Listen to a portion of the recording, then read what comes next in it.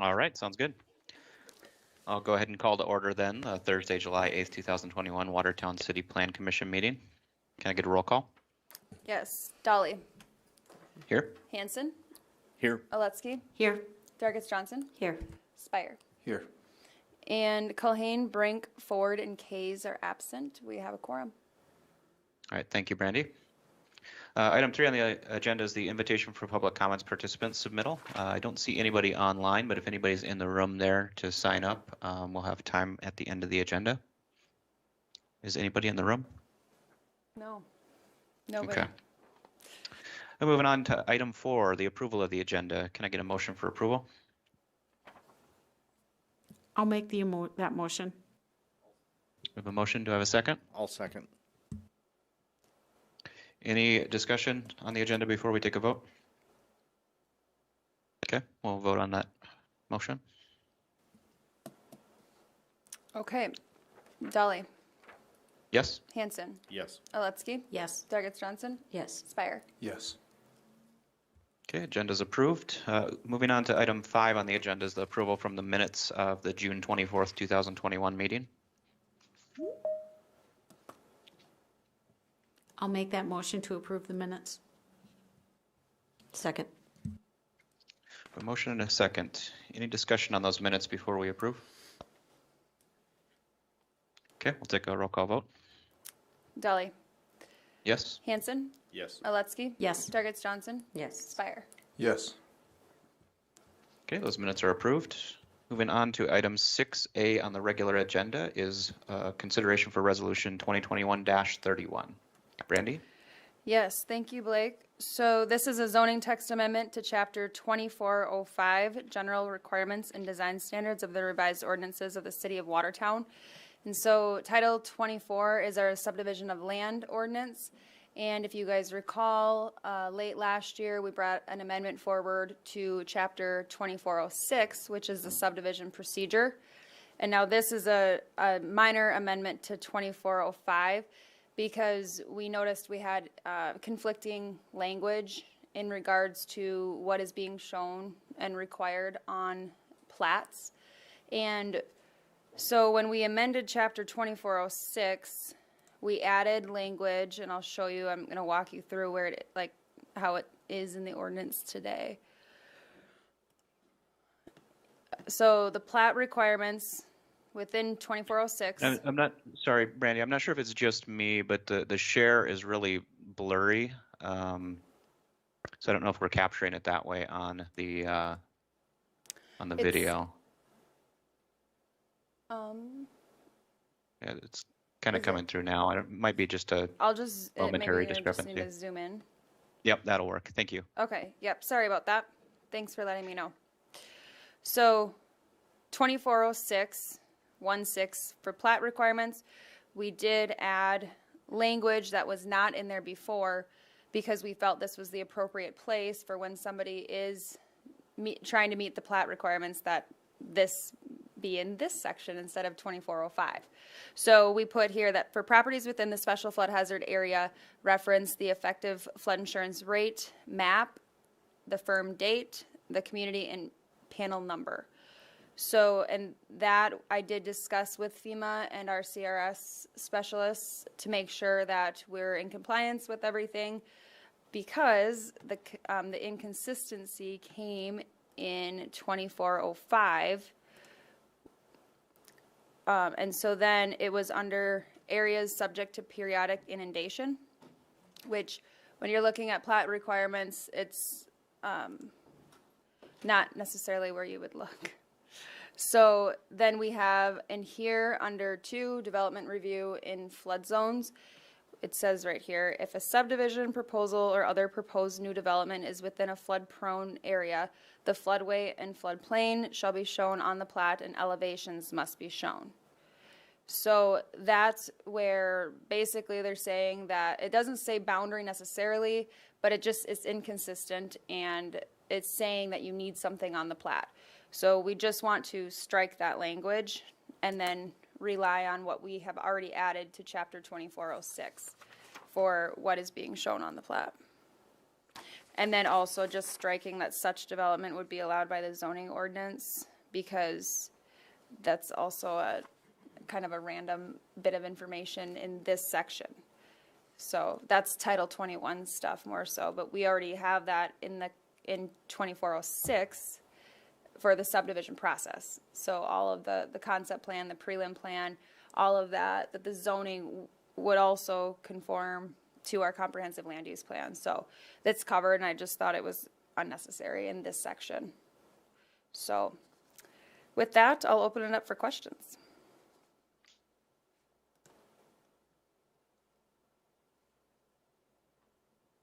You mentioned in the background information, Brandy, that these reference points can also change over time. The situations that would cause that to change is what, a survey review, elevation review? Yes, so any LOM, like a LOMA, letter of map amendment, a LOMAR, well, not a LOMA, a LOMAR F. So if somebody's bringing in fill and then they are bringing that property out of the floodplain, and obviously just a LOMAR in general as well, even if it's not fill. But then we also have map updates, and that's another thing that, like, we're going through a map update right now with FEMA. And so what firm that they're referencing on the face of the plats today, when some of that area, some of the land is within the special flood hazard area, that may also not always be, it won't always be effective. But what concerns me with showing the boundary is that a potential buyer, because the reason for showing this is for potential buyers so that they are aware that there could be, some of this land could be within a special flood hazard area, just to try to have any information on there to get that information, or to get that out there for the public that might not be aware. And then, but the thing that concerns me with showing the actual boundary is that, for one, the surveyors are showing a boundary that they did not survey, and showing that on the face of the plat.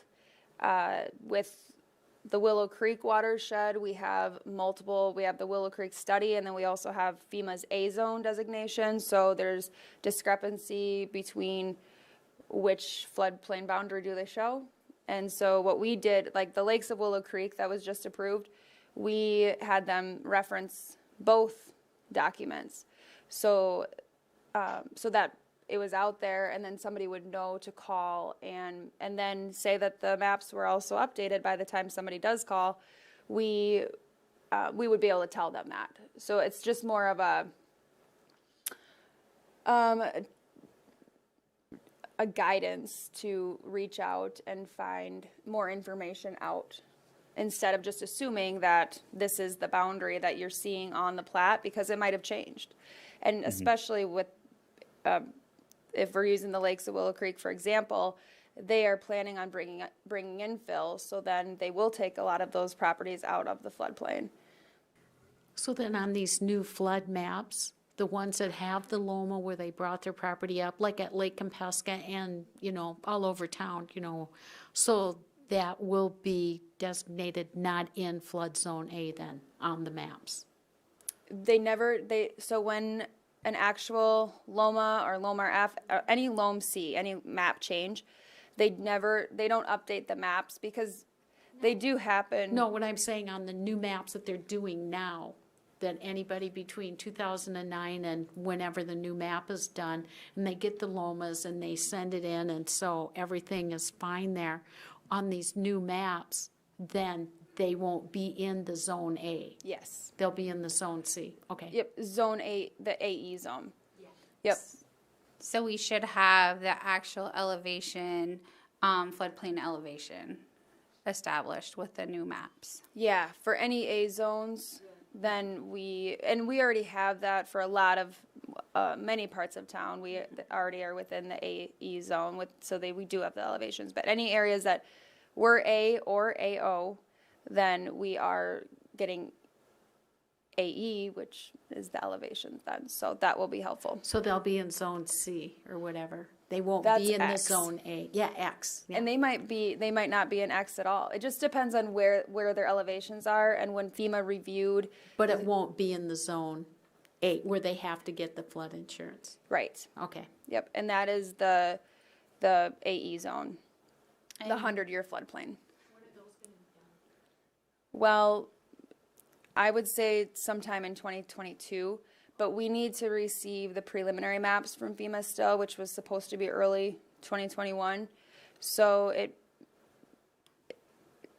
I'm just going to say anywhere in 2022, but we need to once we get those maps, we need to get it out to the public and have review, set up meetings, public open houses to get that information out there and how they would affect people, the community. Does that get loaded to the GIS as well? Yes, and we do have the Discovery map currently on First District's website for the GIS that's open to the public to use. And then we also have it on our website. So there's good information on there. If people are interested, I would encourage them to check that out and see if a great resource out there. and I don't think enough people know about that either. So I'll show you here. Do we link to that from our engineering page to the Cottington GIS? Yes. Yeah. And Maddie has been updating the website, so hopefully we can easily find it. What I like is that it has the zoning and everything. That is just a great resource. Yeah, on the First District website. Yes. So now let me find it. Oh, okay, actually.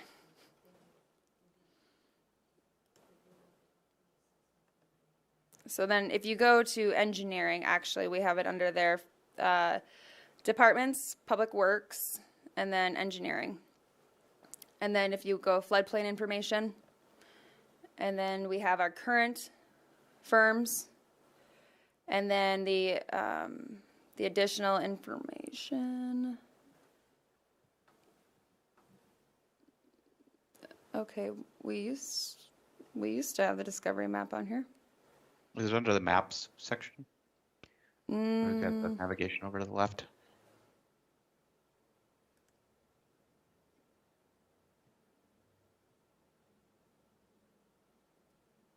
No.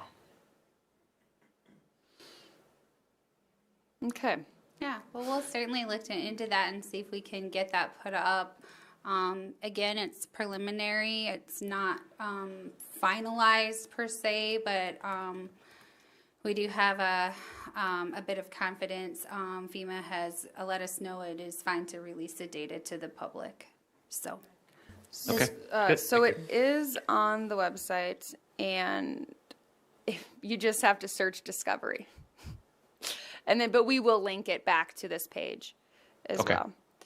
But yeah, what I did is just typed in, oops, I don't think I spelled that. And then it's the second link here.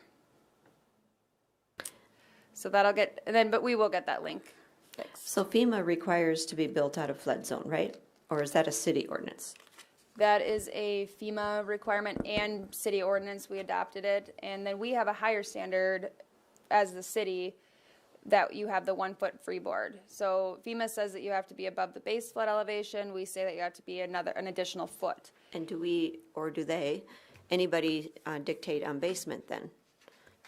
Yes, and so there's a lot of, your lowest finished floor has to be a foot above the base flood elevation. So if you most likely will not be able to have a basement if you're in a floodplain. What about a crawl space? Doesn't the crawl space have to be above the flood, the lowest point of the crawl? Well, and there's so many. it gets pretty complex. There's a lot of different drawings. You go up to Blue Dog Lake and they have a couple of homes where they have the gates. Yeah, and that's what we have here too, that if you are going to be building and you can't, your crawl space, it's very, what's the word I'm looking for? Complex. So if you're a residential property, you can have a portion of your crawl space be within the floodplain area as long as your lowest finished floor is still a foot above. But then, and then you can put those vents in, and well, you have to. And then a commercial or a non-residential property can wet flood proof, and then so they could just build their lowest finished floor could be below the base flood elevation, but then they would have to wet flood proof to the foot above still, and then have the vents so that the hydrostatic pressure could alleviate in an event. Or they could drive flood proof. So there's many options. And we definitely, anybody that is, you know, looking at building or remodeling anything in the floodplain, we will work with you and see what situation you're looking at, and then you would submit the elevation certificate, and that really shows us elevations before we would permit. So Yeah, and we do look at these on a case-by-case basis, just as I'm sure you Commissioner Oletsky and Dargis Johnson and others, if you're familiar with this, it does get pretty complex, but we do look at it on a case-by-case basis, so. But thank you. for Certainly a lot of questions. complexity to flood zone areas, but I guess recentering us to what's before us today in this proposed change on Chapter 2405, what we're doing is simply striking statements that are either contradictory to other recently passed changes in 2406 or redundant with other statements in Title 21. Yep. We're not adding any additional language, we're just striking the conflicting information. Yep. Okay.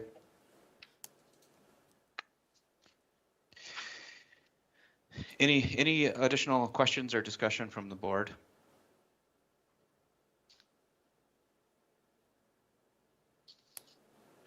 Do we have anybody to make a motion on this resolution?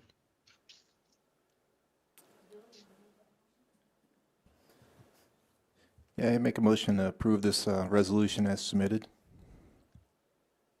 I'll A second motion by that. Spire, Second. second by Dargis Johnson.